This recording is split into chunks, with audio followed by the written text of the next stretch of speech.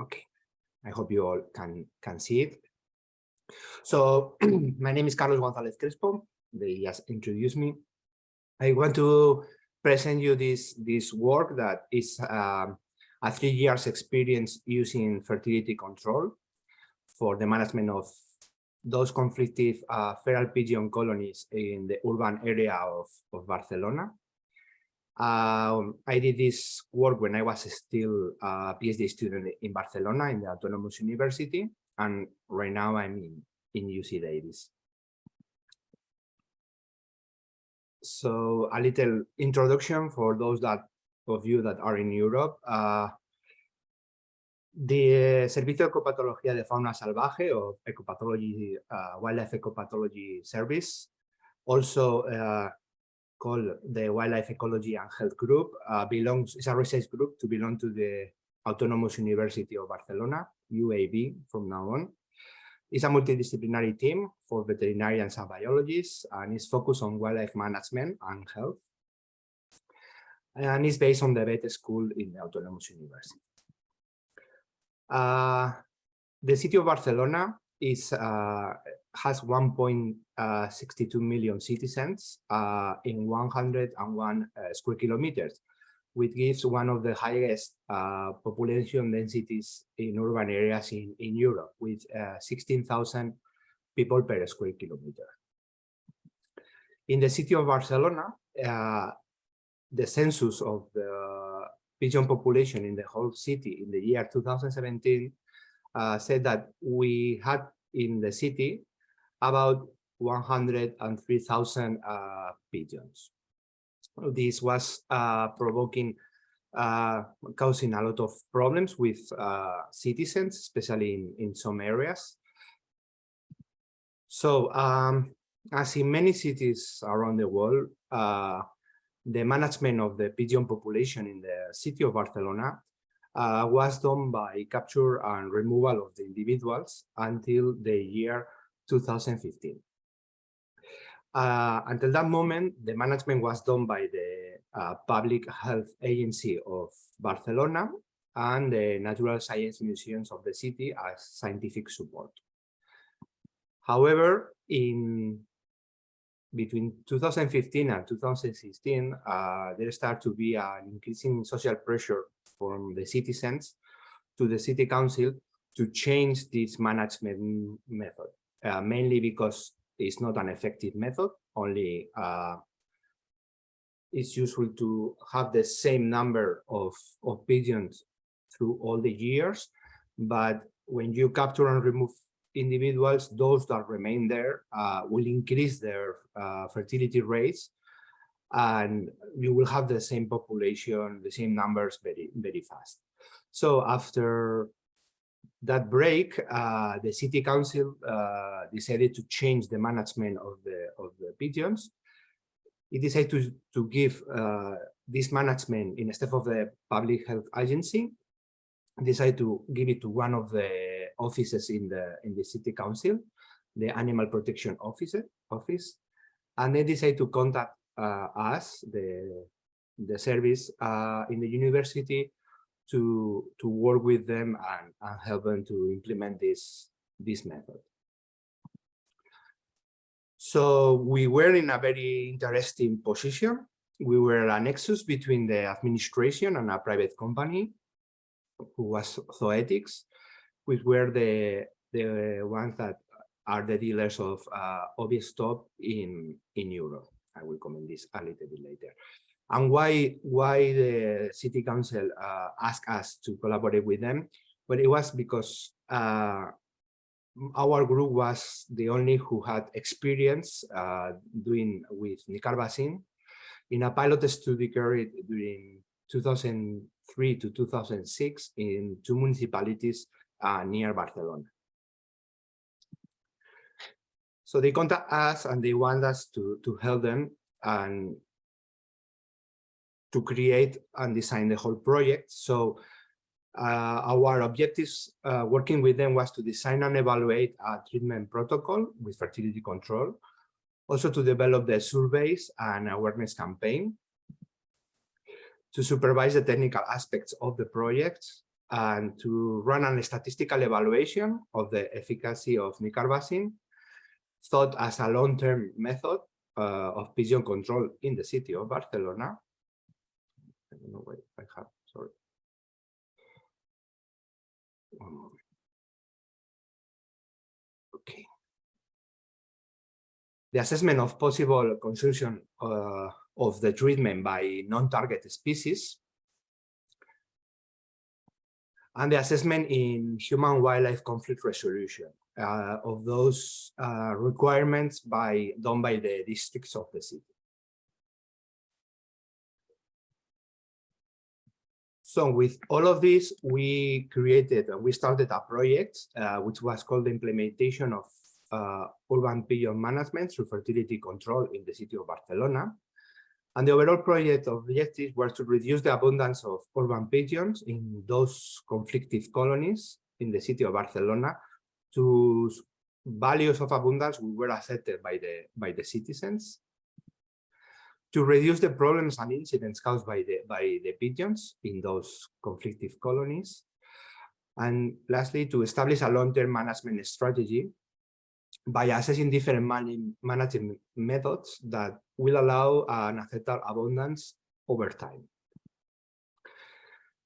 Although nicarbazin have been used for more than 20 years to control pigeon populations, especially in Italy, ours was the first experience to control at a large city scale.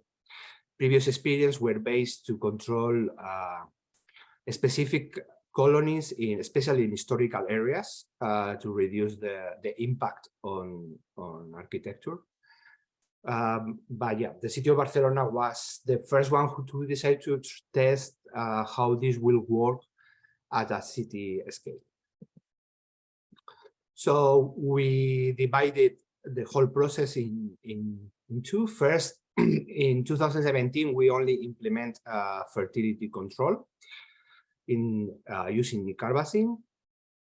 But from 2018 and 2019, we included also a comprehensive strategy based not only in fertility control, but also in reducing the amount of food that was available for the pigeons. For that, we ran some surveys to understand what were the feeder motivations in the city. And we also ran an awareness campaign to reduce the food provided for the pigeons instead of asking for just stop completely. On the other hand, we ran a project to eliminate big nesting sites. We did that through citizen reports, thanks to surveys, and we did a location campaign for those nesting sites, especially in abandoned buildings. So the first part of this was to locate what were the conflictive colonies of the city, and then select those that we wanted to include in the first years of this experience. So I had to walk all over Barcelona with the map and a camera looking for pigeons. Those are all the data that we gathered in the city. We mark as a pigeon colony all of the groups of pigeons who were more than 10 pigeons.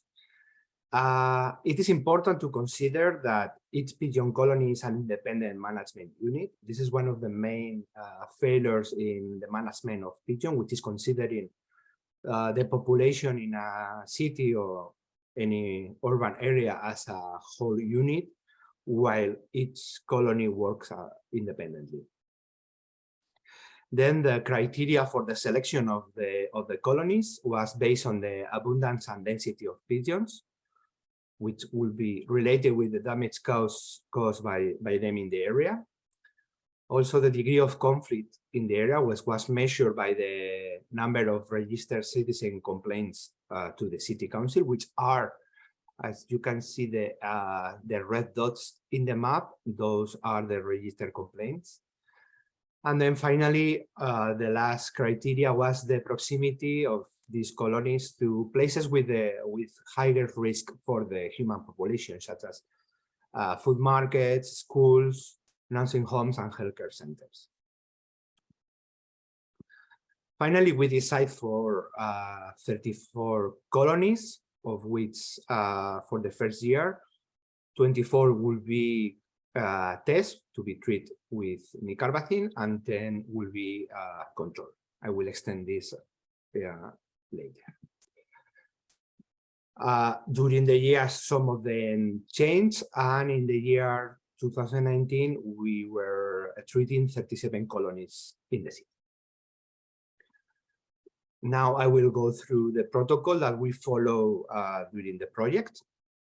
The product we use is Botstiber, is the European formulation of nicarbazin based on corn kernels. Here you have the formulation. As you can see, 93%, 94% is the corn kernel. Some protection for the nicarbazin to don't fall and the nicarbazin. The dose that we were using was 10 grams of product per pigeon per day. For administering the doses, we use automatic hopper feeders that you can see in the picture. Those were based on the rabies bins of Barcelona. We wanted for the citizens to don't be too conscious that we have these machines there. They were scheduled to work between 7 and 8, depending on the time of the year, and the time change were with summertime or winter time. We always try to be in the first moment of the day, just after the sunrise, to avoid the presence of citizens feeding the pigeons in the area. So for the protocol, we base everything in a system where the most important thing was the data collection, in running censuses of the colonies in the automatic hopper feeders during the moment of administration, because all the colony was together there. So thanks to this data, we were adjusting the dose to the precise number of the pigeons in the colony to avoid having extra product left in the environment. During the data collection, also, we check the consumption by non-target species. We use this data to evaluate the efficacy of the method. And we also measure the juvenile ratio in the treated colonies. This is the yearly schedule that we follow. Normally, we will start mid-February to mid-March, all through the 15th of November. Then we will stop from the 15th of November till we start the next year, but we didn't stop the hopper feeders. And during that period, we call it the bait period, we were providing just plain corn to maintain the attraction to the hopper feeders. Then every year we run 3 seasons of censuses. First in the pre-treatment period, just before starting the treatment. Then during July, in the middle of the treatment, and finally what we call post-treatment, but it was really in the last weeks of the treatment, in the first 2 weeks of November.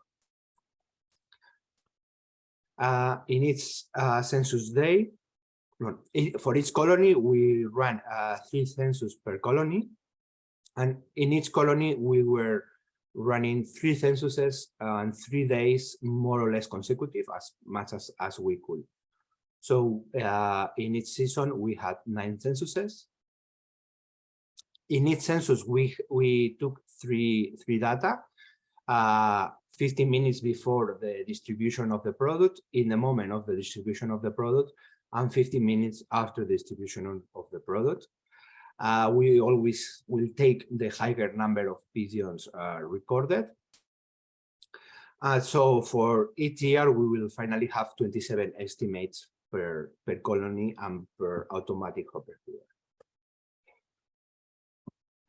Now I'm going to explain the experimental design that we followed during these 3 years. We used the data to run 3 different studies.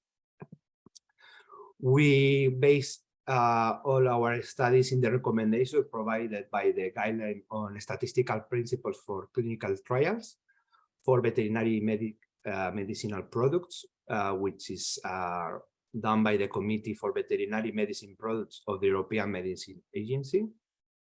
So they list a series of regulations and conditions that all trials should have. So we ran a superiority study during the year 2017 to evaluate the difference between groups. We created 2 groups.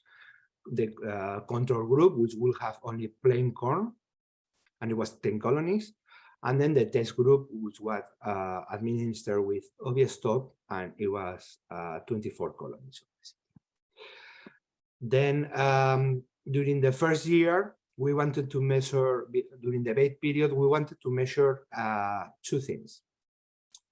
First, if during this non-breeding session, we'll have some effect giving nicarbazin or just plain corn, but also we wanted to use this experience to check if they will have some palatability issues with obvious stop, with the European products. If I don't know if you know that, but some studies have said that probably, or it is possible that the protection that the corn kernel have through the nicarbazin will make that the pigeon won't like it very much. And the reason why we find a reduction in the number of pigeons in the automatic, in the feeders, are that more than they don't like the product than there is a reduction of the abundance. So we wanted to measure if this was real during a non-breeding period. We don't have incorporation of juveniles. Finally, we use the data of the 3 years to run a population monitoring study in which we evaluate differences in each colony among treatment period and years. For the statistical analysis in the superiority study, we had a problem, which was for the analysis, was that the initial number of pigeons in each colony was different and was very different. We had some colonies with about 50 pigeons in the beginning, but then in others we have more than 200. So to be able to run the analysis correctly, what we did was to use, we create a new variable we call it change, which was the percentage difference between the pre-treatment and post-treatment censuses. And for that, we then analyze them using generalized linear models. For the palatability changes study, it was exactly the same. We only have pre and post data, so we use the percentage difference to evaluate difference between control test and control groups. And finally, for the population monitoring, as we had data for several years for the same point, in that case, we were able to use the maximum number of pigeons in each colony recorded during pre and post treatment censuses during the years 2017, 18, and 19. This, we analyze them with linear mixed models that, they allow you to use each colony as what is called a random component which allow you to analyze each colony independently. So now I'm going to present the results that we have during these 3 years. First, for the superiority study on 2017. This is the data at city level. As you can see, in the test, so those colonies treated with nicarbazin, we had a reduction of 22% of the number of pigeons, a total of 626 pigeons, while in the control group, we have an average increase of 13% in the number of pigeons, 94 more pigeons. When you look at references in other studies, normally in the first year using nicarbazin, you have between 20 and 30% of reduction of the number of pigeons. So we were exactly there.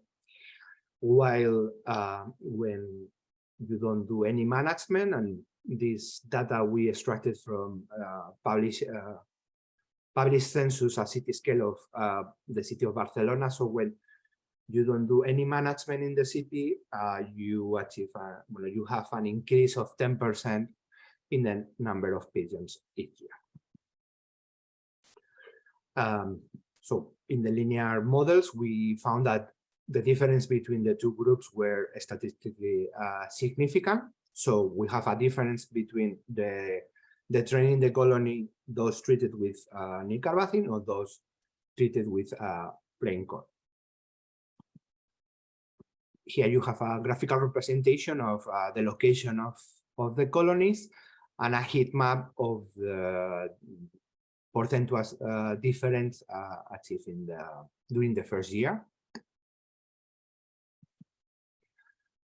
Then in the palatability changes study, during the non-breeding period between 2017 and 2019, I forget to tell before that in this case, we divided randomly all the colonies 50% to test and 50% to control. We didn't find any differences between test and control. We more or less have exactly the same reduction of number of pigeons, about 100, which means that there are no difference between in the number of pigeons that are feeding on plain corn and compared to those feeding on obvious top. So these problems with palatability are not real, or at least we didn't capture anything in Barcelona, and we have 34 colonies for that. Finally, I'm going to present the results for the population monitoring of all the periods of the study period. You can see in this graph the number of pigeons in the total number of pigeons that were treated in the project through all the years. It is important to remark this due to bureaucratic issues. We had to start in April, 2 months later than we should have done, and this caused recover in the number of pigeons in the colonies. So it is very important for this method to be very good in when you start. The city of Barcelona is in the Mediterranean area, which is the natural range of pigeons the Mediterranean area. So we practically have reproduction all year long from early February to almost December. The statistical analysis for comparing the different periods say that are statistically significant. Here you can see all the periods of pre-treatment and post-treatment, the comparison between them. Those that you can see in darker are significant. So we basically have a continuous reduction of pigeons through all the periods, except as I saw in the previous graph, from the post-treatment of 2018 to pre-treatment in 2019, we had an increase of almost 30%. That year was particularly hot, and we saw reproduction behavior almost. We didn't saw a stop on the reproduction behavior during that winter. So finally, I'm going to present you this the heat map of the different years. This is for the year 2018 and the year 2019, and for the whole period. As you can see, we were quite successful. Almost 95% of all the colonies we managed to reduce. I forget to comment that from 2018 to 2019, you will see that some colonies like this one and this one disappear, and it's because some colonies that were below 10 individuals, we removed them from the project, so we were able to include new ones. Finally, the conversion by non-target species. We found a lot of other different bird species near the automatic hopper feeders. As you can see in these pictures, 6 colonies were located within urban green areas known to have high biodiversity inside the city. For those, we monitor them once a week for 3 months in the beginning of in 2018 it was, to be sure that we were not affecting other species. In total, during the whole period, we had 678 observations. We only found 1 species, turtle dove, in 2017 and 2018, but not in 2019, feeding from the product. But it was residual quantities that were dispersed outside in the more border area, about 2-3 kernels, which is not enough to cause any effect, only an anticoccidial effect. Also, we were interested because surrounding Sagrada Familia, one of the cathedrals of Barcelona, we had three colonies that were treated with the nicarbazin. And in Sagrada Familia, there is a peregrine falcon nest. We wanted to know if there would be effect for preying on pigeons who were treated with nicarbazin, but luckily we didn't affect at all to the falcons, but I think the opposite, because during the years of the project, that nest were managing to pull 4 juveniles each year, which is the maximum of the species. So no affectation here either. For the juvenile ratio, we found that in the colonies that we were treating with the nicarbazin, the proportion of juvenile was an average of 10%, while the natural value of this species is around 30–35%. So this data indicates that there is an interruption of the reproduction and therefore juvenile requirement due to the treatment. Protocol interference, well, feeders were our main problem. These pictures are all taken next to the feeders, the automatic feeders, 10 minutes after or before the treatment was given to the pigeons. That was our main problem. They are the ones that are causing overpopulation of pigeons in the cities. Our awareness campaign worked quite well. I didn't want to expand very much on that because this presentation was about fertility control, but if any of you have doubts or questions about how we run the awareness campaign, I will be more than happy to answer all the questions. But basically, very, very fast, we ran first the surveys to know what were the motivations for these people to feed the pigeon, especially those that we call big feeders, like the bottom right picture, which was an old person which he will feed every day and maintain by himself 300 pigeon colony.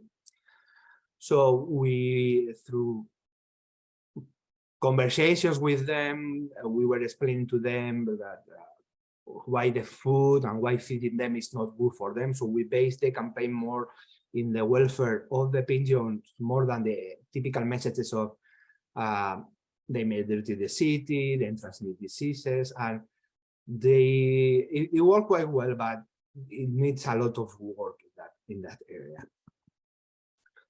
So as a conclusion of our project, we develop an efficient protocol and management strategy that, by including fertility control with nicarbazin on it, allows to control and reduce the abundance of pigeons in treated colonies. It has no impact on non-targeting species, and respond to the growing public interest in animal welfare by avoiding antipathy towards lethal methods, and also providing an ethical method to manage other abundant or conflicting populations. Lastly, I just wanted to give you a pinch of the technical difficulty to implement each of the methods. So the technical difficulty to implement fertility control is very, very low. It's just a matter of working the beginning very well to define those colonies and where to place the automatic hopper feeders. The citizen report, the location and elimination of nesting site is also low, well, medium to high, because it requires a lot of bureaucracy to close that buildings if it belong to a private individual or company. And finally, the food reduction would have a very big impact, but it's very, very, very difficult to reach out to everyone, to make them understand, and then to continue that. That's a whole world of work with psychologists and social workers. So thank you very much for your interest, and now it's time for your questions. Thank you very much. Thank you so much, Carlos. That was amazing. So I'm going to get started with a question from me, and then I'm going to go over to the Q&A that we've got a bunch of questions that are coming in. So to be efficient, you don't have to feed with treated bait year round, correct? You can feed during the breeding season, and then once you do that, are you not feeding at all, or are you just switching over to an untreated bait during the off-breeding season, so those animals maintain an allegiance to those baiting stations, so that when the breeding season comes around, you don't have to attract them back to the stations, correct? Exactly, yeah. So we decided to do that, so we didn't have to start again. When you start, more or less, you need about 3 weeks, more or less, 2 to 4 weeks, to have the whole colony there used to the automatic hopper feeder. Automatic hopper feeders work very well because, as they are programmed, these pictures that everyone is seeing right now, this is 1 minute before the hopper feeder start to work. So they are like, they are there waiting for it.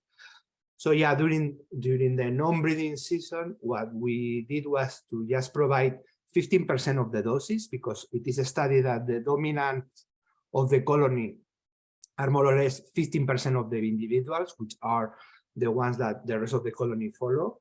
So if you provide this 50%, you know that the dominant ones, which are also the ones that are reproducing, which are the ones that you want to target.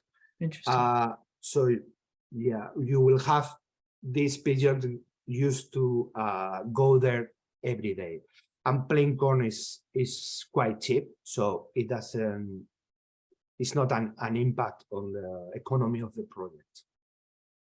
Right, and I think somebody mentioned that you already addressed it, and that is that the cost of the labor required to keep those hoppers full of untreated corn in the off season is beneficial because you then don't have to get those animals acclimated that 3 weeks prior to the beginning of the breeding season, and then you already have those dominant animals that are feeding from it. So you also don't have to get them specifically, those targeted ones, feeding, so that when you turn over to the treated bait, you're getting to them as soon, well before they start breeding. So there's smaller chance of them successfully reproducing. Great. Okay, so let me run this. First question we have is, did you know that treated and control colonies did not mix? In other words, was there crossover between the members of your control and your treated colonies, or were they far enough apart that you felt pretty confident that there wasn't any crossover there? Yeah, I'm going to include later in the chat the link for the paper of the project where we explain everything. I didn't include here everything we did because I didn't have time, but yeah, we did several things to be sure of that. First, all the automatic hopper feeders in the city were synchronized at the same time to get the food. Exactly. That was a problem for us to run the census because we only will have one person can do one colony per day, which was quite exhausting. But yeah, we did that so we avoid mixing of pigeons. But then we also wanted to know if we have movement of pigeons and how much move the pigeons. So we are now running other experiments more advanced with contact lockers and like this. But what we did was we had some colonies that we were treating that were more or less close to each other. So we mark several individuals with rings in each colony. Mm-hmm. And then on the censuses in other colonies, we try to find those rings from other colonies we were mixed. We never found pigeon mark in other colony feeding in a different way. They are quite separated, even if it's just by 200 meters. If those that are in one park and the other colony that are in one square of the city, they are in that square. Okay. And then I didn't see this in the presentation, and this may be some of the information that you either didn't collect and we're not analyzing, or something that's forthcoming. But did you calculate the cost of treating a single colony for a year, just to see how that might compare to what had been done in the past, and what the comparative costs between doing something like capture and euthanasia versus treating colonies for a year with nicarbazin? Yeah, I should have included that. Yeah, I did that from one of the reports in the beginning of the project. I should have included. Thanks for the question. Yeah, when you measure it just 1 year, especially the first year when you start, yes, fertility control is more expensive than, for example, capture and elimination of the individuals. But at long term, it becomes cheaper. Exactly. I did a calculation, and for example, in the city of Barcelona, they were spending about 90,000 euros per year to do capture and elimination. Every year they have to capture more or less the same number of pigeons and eliminate them. With fertility control, what you have is that as the years are progressing, the quantity of product, which is the main expense of this, that you need decreases, because as I say, we were using 10 grams per pigeon per day. So if you start with 100 pigeons, you will have that amount. But in 5 years, if you have reduced 80% of the population, after 3 years we reduce and overall, 56%. Oh, wow. Yeah. Okay. So that means that you have your expenses are cut in half. Right. Then it's a matter of the administrations to decide what strategy to follow. Either you continue like this and you are spending less, or other thing that you can do is, okay, now that I have this extra resource, I can treat a new colony that is giving problems. That depends of the city. If it's a big city, it will be more the second one, but you will arrive to one moment that in Barcelona, after 10 years, it was cheaper fertility control than capture and elimination. Yeah, and then the other side of that, not just the effort you're putting into reducing or maintaining a population at an acceptable level, but one question we had is, what are the impacts of pigeons to the city? Was it the problem of excrement on buildings?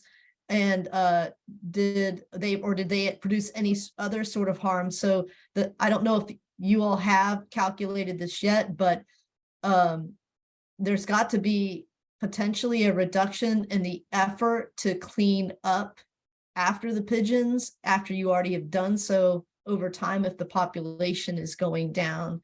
But I'm not sure if your study really went into that, or if that's maybe a future study, is to not just measure what you're saving in effort, but also the actual what you're saving in preventive maintenance from the actual impact that you're trying to control the population growth rate for in the first place. Yeah, that would have been like amazing to be able to measure, but it's very difficult to find data. Maybe right. Public institutions can give you, the city council can give you how much they spend, yeah, but find all that private and, for example, cathedral churches and these that belong to the church and all of this. Mm-hmm. There are several sources, but yeah, the impact was mainly like the excrements on historical places. Mm-hmm. But also we had some places where we have like a big one building that was abandoned, and we have like hundreds of pigeons living and nesting there, right? With not just the feces, but also like the carcasses of the dead pigeons. So yeah, this can create a problem there that if you can avoid.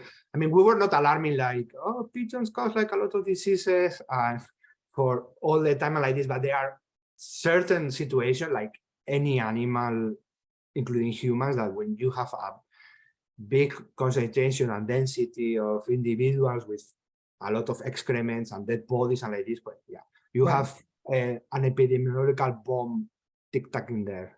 And then what about, did you notice whether or not you were attracting more birds from the surrounding areas than you had in the initial colony that you were trying to target and treat?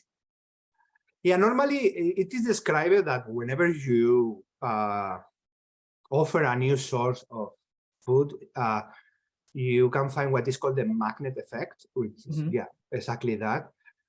We were not sure, we didn't find like a lot of differences between the first census I ran looking for the different colonies to the first census with already with the bait and the treatment. We have some difference a small difference in numbers sometimes, but probably it's because that when you have the food there, you know that most of the individuals of the colony are going to be there in that moment, while if you don't have any food, they will be scattered around looking for food. So, but no, we didn't have, comparing pre-treatment and post-treatment, we didn't found only in those control that we are only giving just plain corn. Okay, and then what generally, how was your approach communicated to and then received by animal protection groups? very well. They were super helpful and interested in the project. They were the ones pushing for it since several years ago. So yeah, they were helpful, and then we used them because I also didn't include here, but in the city of Barcelona, you don't know, one of the most famous places for tourists is called Plaza Catalunya, which is kind of this famous square in Venice that is full of pigeons and everybody takes pictures there. Mm-hmm. So yeah, we ran there like a mini project, and we wanted to estimate, for example, how many kilograms of food they were given to the pigeons. We found that on average, the minimum was 35 kilograms of food daily. Okay. And yeah, they will helping us with everything. So yeah, it's good to have them because they are in this kind of projects, they are more than willing to collaborate, and they help us for the awareness campaign, to distribute the flyers, making conscious of the feeders in the areas where we have the treated colonies to please don't feed the colonies at the time when we were treating them, and yeah, very helpful. And then how long did it take to get permission from the city to move forward with the study? It was not a city problem. It was in fact in reverse. The city wanted to change the control method, and when they decided to, let's start with nicarbazin and we have to evaluate it.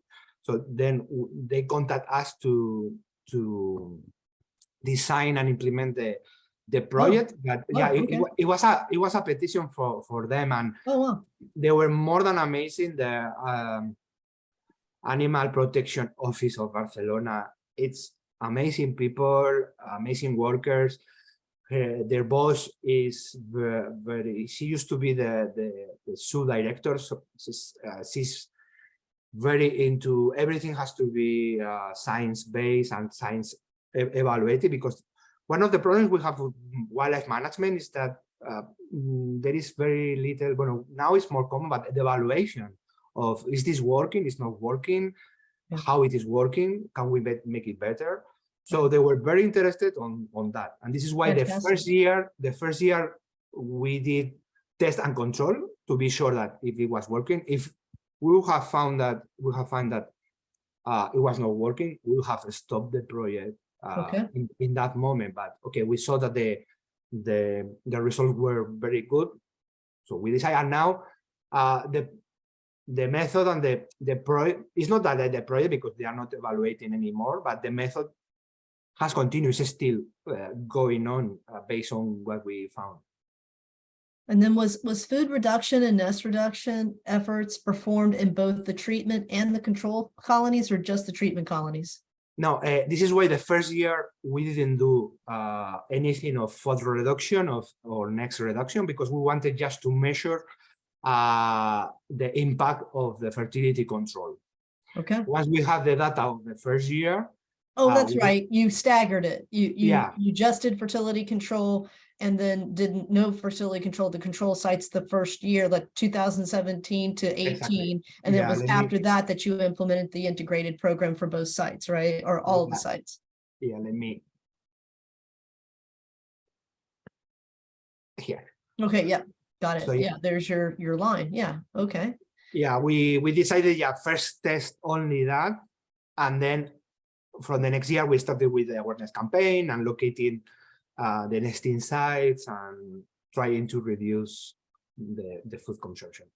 And another question, this was not covered, I don't think, in your study, but you may be able to speak to it in any sort of research and literature search that you did prior to it. Has there been any research on the welfare impacts of nicarbazin on the birds themselves, and then on food reduction and nest elimination? I suspect there have not been, because there have not been a ton of studies in this field. But can you speak to that at all? So that would be welfare impacts by just consuming nicarbazin to the individual birds, and then any welfare concerns regarding food reduction and or nest elimination. Yeah, for nicarbazin, yeah, there are several studies, especially when they started in the beginning. I have to say that nicarbazin is very commonly used in chickens, for chicken farms. It's an anticoccidial, antiparasitic. And it's curious because the anti-fertility, so the fertility control effect is like, it's a secondary effect. It's not the main effect of nicarbazin. What it causes is that at certain doses, it produces that when the egg is forming, the membrane who separate the two parts of the egg is very, very thin.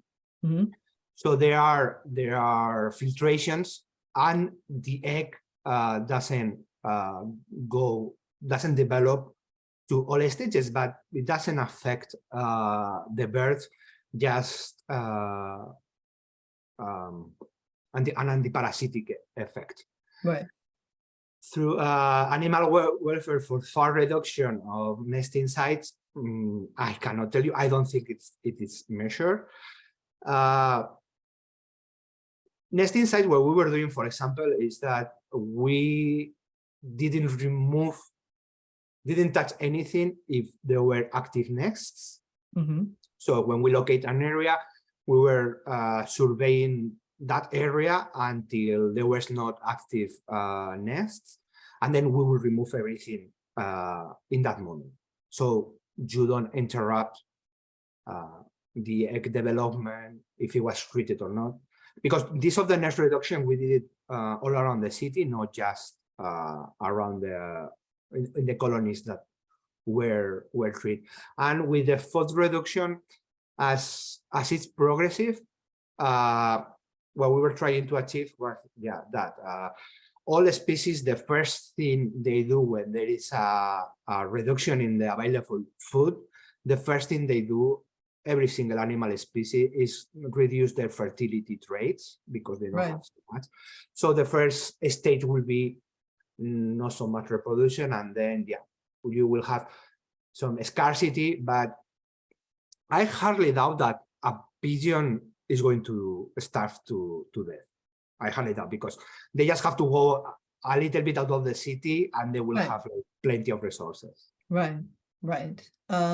So we have an interesting request for you. So we have a participant from Colombia, and their client represents ovicontrol in Colombia.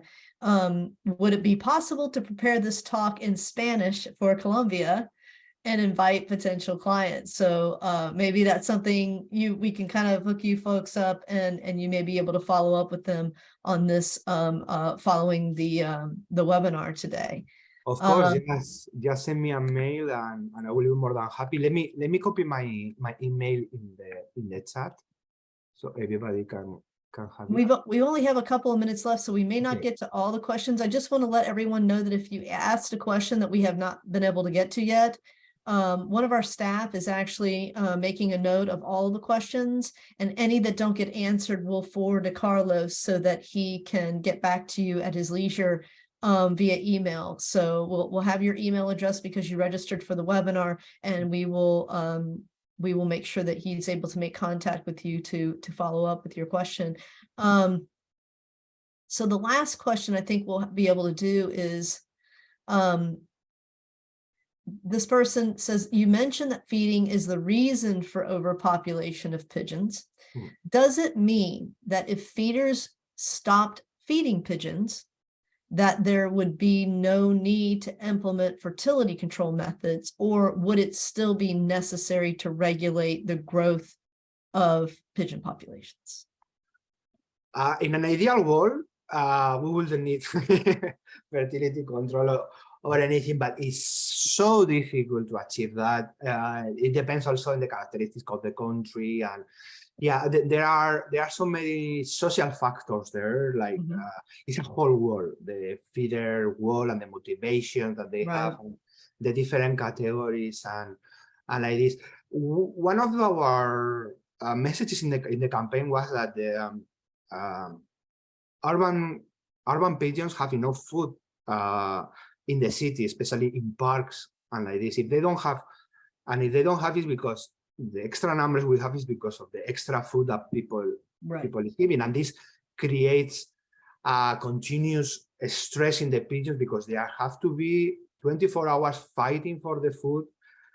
And you can see clearly that in those areas where the feeding is more natural, that you see the pigeons in the parks eating in the green areas, the fitness and the look of the pigeon is completely different. They look a completely different species. They are bigger, they are nicer. So yeah, in an ideal world, we will have the number of pigeons that will be enough for this ecosystem, the urban ecosystem. Most probably we'll never have enough pigeons to cause a problem, but as I told you, it's almost impossible. That is almost impossible. You can achieve that in particular situation. So this is why we created this comprehensive strategy or integral strategy, including everything. You have to go through the 3 parts: fertility control, nest reduction, and food reduction, and there you have your perfect tool to manage any situation. Fantastic. Well, thank you so much for your time. This presentation was great, Carlos, and it sounds like we have a lot of people that were participating in the event today that will be following up with you and would very much like to have your email address so that they can reach out to you. Monique, you want to sign us off? I'd like to thank everyone for attending. We got a lot of good questions, and again, we can work to get those answered for you if we didn't touch on them during the webinar. Thank you very much, Carlos. It was very interesting. Thank you. Bye. Thank you. Bye-bye.